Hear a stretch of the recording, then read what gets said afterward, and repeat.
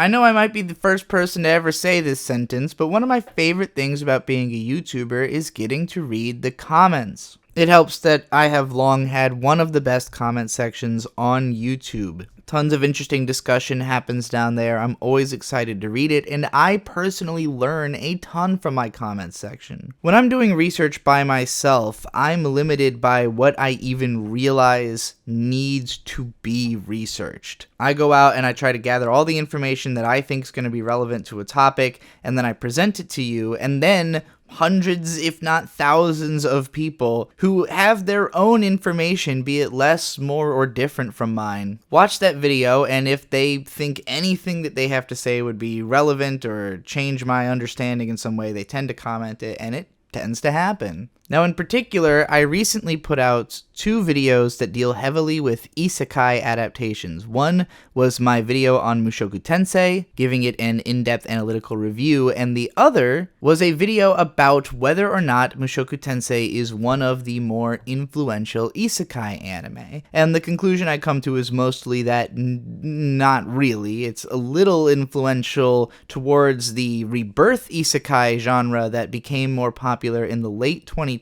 And even then, I think some of its influence can be a little overstated because you already had Saga of Tanya the Evil as a popular web novel beforehand, and a lot of the other stuff that would become popular with Mushoku Tensei kind of followed its wave. It's more accurate to say that for its time, it was the most popular, the most definitional isekai, and definitely the most influential of the rebirth isekai genre, regardless of whether it was first. Now, in my video, I basically started from the mid-90s as the point where isekai first became a trend in animation. As a story idea, transporting to another world as a hero is so ancient that it was really difficult for me to decide if I wanted to talk about stuff beyond anime. I gave a little mention to The Lion, the Witch, and the Wardrobe and Harry Potter as 2 books I could remember having read before being exposed to any isekai anime. Sophus Tranquilitas a day ago said, "I agree with what you've said.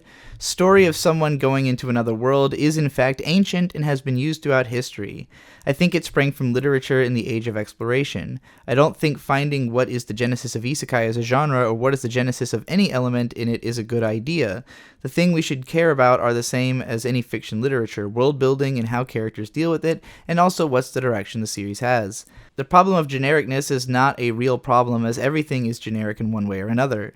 As a human, you can't really develop something from nothing. There are always precursors in any areas that you took interest in and develop your work." I absolutely agree. I think, everything's ultimately a copy of a copy of a copy, and how well the audience can recognize that usually just depends on how much they know about what you are copying, and how original your idea seems will usually also depend on how many different things you're copying at once, how many different aesthetics you can blend together. Perfect example that came into my head just now is the game Undertale, where that game is very original and very interesting in how it combines all these elements. But for me as a player, for the first time, it was very much an experience of oh, this is Toho meets Digital Devil Saga meets, a visual novel or whatever. But that feeling of, oh, I get all the stuff this is referencing. So to me, it's not like this is coming out of nowhere, but the originality and the excitement isn't in that. It's in that it's doing something new with something that I am familiar with. Harinsane 4 days ago commented, "Mildly surprised there was no reference to Alice in Wonderland as to why so many of the isekai from the 90s were centered around women or were shoujo series. Alice is probably my go-to more than anything when I think of isekai tbh, though there are probably other significant stories predating it in the genre that I just can't name off the top of my head." Yeah, I'm surprised I didn't mention Alice in Wonderland either. It's obviously one of the most influential modern stories, period, having been written, towards I think the back end of the 1800s and falling into public domain, having a very popular Disney adaptation. It's definitely been a big influence. I also wanted to shout out Shadow Stray's comment saying Wizard of Oz is the first and most influential isekai. Again, these are both hugely influential and popular movies, so definitely they are part of why we have the language of sending people to another world. Prescott P. Smith commented, FYI, Truck-kun is at least as old as 1963's Astro Boy, as Tobio Tenma met his end this way, though he was brought back as a robot rather than isekai'd. Early magical girl Minky Momo was also hit by a truck in one episode. As for dark fantasy, how dark does it need to be considered dark? A lot of fantasy and sci-fi anime feel lighthearted, but are actually rather dark if you think about it, like Inuyasha. I would definitely agree that Inuyasha is a dark fantasy series, especially early on when it's leaning more into the horror themes. Really, though, it is more so horror. Like, there's lots of people dying, but none of them are like main characters or anything. It doesn't comment really a lot on the darker things that are happening. There's just kind of little stuff like that going on. So that's probably why it doesn't feel as dark as something like a Shield Hero that's like going out of its way to comment on racism and rape and things like that.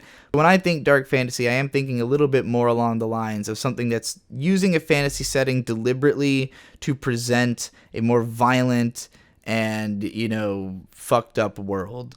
So in my Mushoku Tensei video, I had this whole section about the Beastman village and how beast people were living in wood bridges and huts and stuff, and I basically broke down every anime I could think of that used it. This is a perfect example of why me getting so hung up in anime can be such a problem for me for my career, because it's easy for me to pull up a list of all the anime ever and then go down it and just find everything that pertains to what I'm trying to say. But as soon as I'm broadening that to other aspects, it becomes way more difficult. And as a huge hipster who didn't grow up with a lot of the tentpole media that everybody else did, I was quite embarrassed when I realized, because of this Wojciech comment, answering your question about human animals living in the treehouses connected by suspended bridges, the most similar thing in popular media I could think of was the Ewok village from Star Wars. Not exactly anime-style beastmen, but the village design is pretty much identical, certainly more than the examples you brought up. Yeah, as soon as I read this comment and then other comments that pointed out the Ewoks, I was like, how could I possibly have not thought of Star Wars?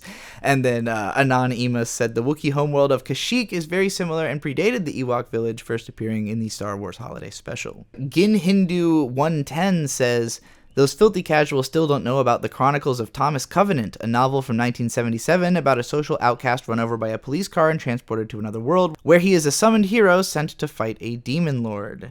I had never heard of this book series, so cool. He also says the bigger generic parts of Isekai are on the execution. One is that the whole stuff is easy because I got the cheats or because my very specific ability is extremely valuable in this world, and two is the situation only makes sense because the development is very forced, so I can solve it with my cheats or overly specific abilities. Stuff like Slime, Average Abilities, Realistic Hero, or Generic Anime X all share that kind of sameness. Yeah, more or less. That's a bigger part of what makes them all feel the same, is that they're structured similarly, especially now. They keep pulling more specific reference from one another. Bartman4 pointed out, what the hell, no mention of Aura Battle or Dunbine from 1983. It had an isekai and reverse isekai with swords and mechs. It laid the groundwork for Rayearth and Escaflowne, and it was definitely not shoujo.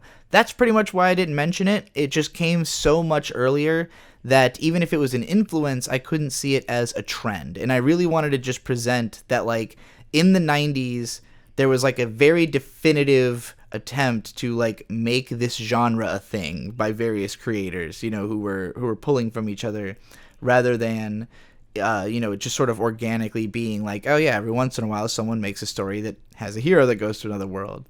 That one Lucario fan says, now that I think back, Machine Hero Wataru and even some entries in the Brave series are also technically isekai, and they're relatively early examples even, Wataru being made within a few years of Aura Battle or Dunbine. I don't see Wataru or those specific Braves shows described as isekai though, since it seems like most people choose to label them as dumb kid mecha series. I think there's a ton to break down with these so-called dumb shows though, which is why I've even been trying to do a bit of retrospective about the Brave series on my channel, and I plan to cover Wataru and its influence as well. That's cool. I like the Brave shows from what I've seen of them. My favorite one being J-Decker from what I've seen of it. But yeah, I even think that people calling Mushoku Tensei the grandfather of isekai is just because the stuff that has followed after it is so definitively follows this one style that now that's what people are thinking isekai is, as opposed to any story where a hero got sent to another world. Now it's like just specifically this subgenre of isekai that people are thinking of when they think isekai. Jeffrey, the Austrian cyclist Holzer, says, was Captain N not the first isekai into a game world back in 1989? It was produced for American audiences in mind, so it's not anime, but with Nintendo as background rooted in Japanese games. Sounds correct to me. Dota says, I remember always being confused about the narrative of Mushoku Tensei's originality as well. Seeing video essays recommended to me like your favorite isekai probably ripped off Mushoku Tensei or something like that never made sense to me, as this video points out. Also, thanks for giving some credit to Zero no Tsukaima, definitely one of the more influential ones. Another thing I want to point out is not an anime, but a game for the PC-98 called Yuno 1996. It features a prominent isekai arc through the lens of a male character that is eerily similar to modern isekais today. I don't personally know anything about this game, but that sounds interesting and probably influential, because I have heard the name of the game before. Cedric Wong points out, I still feel like Inuyasha has to be one of, if not the most influential isekais, maybe not towards the isekai trope in particular, but to other tropes in the broader manga landscape. Definitely, it's a hugely influential manga. Yeah, I do think it deserves mention in this conversation, even if the other world is just ancient Japan, but it's obviously magical and different, and it feels kind of like an isekai. It's also interesting because Kagome can just kind of go back and forth. Then we also have PN daily reminder that Digimon is an isekai. That's probably the one that I was the most distraught about realizing I hadn't mentioned, along with Dot Hack and the other stuff in the early 2000s. I think Digimon obviously kicked that off. Like, I acted like Dot Hack was the first trapped in a video game show. I mean, I said MMO, but even the Digimon anime feels like a trapped in an MMO show because of the way that the Digiworld is done. So, yeah, I should have mentioned that. Kenny Balsuikun says, great video, though I will say when you started talking about what the potential origin of fantasy world abiding by video game rules, I found the plot to be a bit confused, citing stuff that was too recent to be of any long-term influence, because when I think of this concept, my mind goes to older classical Japanese-oriented fantasy stories, specifically Slayers, Lodos, or even the Rant series of erotic JRPGs, where the world is directly ruled by RPG rules. So yeah, I'm not going to read all of this comment, but I do agree here. I was thinking about that there are a lot of these game trope inspired anime that go way back, and it was hard for me to figure out where the cutoff is or which ones to talk about. But yeah, Slayers and Record of Lodoss War, both big deals. The Sengoku Rant series of games, I've never really played, so I can't fully appreciate their influence, but I know that they are massive parts of otaku culture. So I highly agree with this. I'll also mention my brother had commented on Twitter that I should have mentioned Final Fantasy Tactics Advance and other isekai video games, because plenty of video games have isekai plots too. Of course, rather than Tactics Advance, my mind went to then Final Fantasy X, which came out same year as Digimon, and should have been a huge influence on all the isekai stuff that was coming afterwards. Even if the main character doesn't start in our world, it's like it's more similar to Inuyasha in that it's within world isekai. It just happens to be 1,000 years apart in the same setting, and everything's different. So yeah, definitely plenty of video games used this trope already. Someone had also brought up Dragon Quest and how almost all fantasy anime is just cribbing from Dragon Quest in a lot of ways. The whole idea of the hero and demon lord and the way it's portrayed is just Dragon Quest. So it almost goes without saying that Dragon Quest influenced all of these shows to some degree. Jin6 said, I would even say reincarnation in Mushoku Tensei is not particularly original. It's a staple of Chinese web novels written years before Mushoku Tensei, and the concept itself is several millennia old. Those works in Korean manhwa should probably be included when discussing pop culture influence in the Far East. I agree with that as well. I don't know very much about Chinese or Korean web novels or manhwa.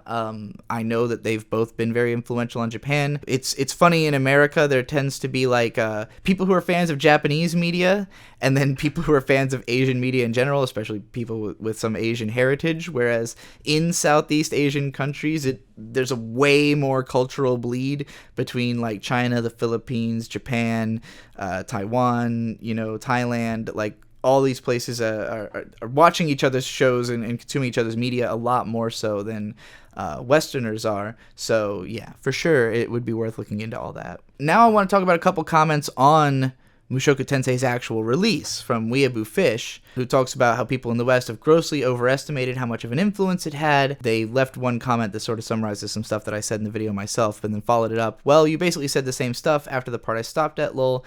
Some extra information, Naruto has a ranking list based on how many people favorite the series. Mushoku Tensei got to number 1 when Roxy got Rudeus outside, and it stayed number 1 until 2019 when Slime took over, and by that point, Mushoku Tensei had been finished for 4 years.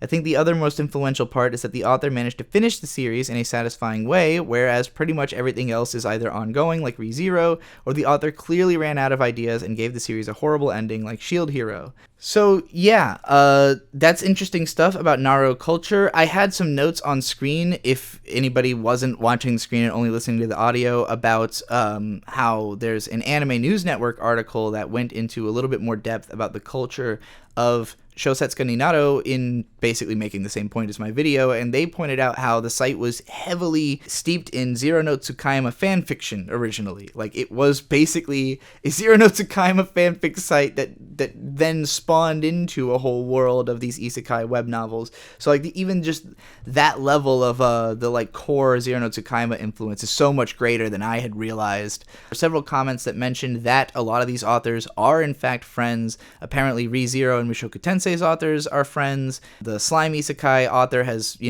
directly traded ideas and stuff with the Mushoku Tensei author. So, yeah, all these people who are at the top of Shosetsuka ni Naruto, they, of course, are collaborating and talking to each other and know about each other. So, yeah, that influence is only going to be way stronger when, these people are literally bleeding their styles into each other on purpose. So, yeah, this was a fun way to learn about Isekai. Thank you for always leaving such thoughtful comments, everybody who does. I can't wait to read the comments on this video. That'll just keep expanding the conversation even further.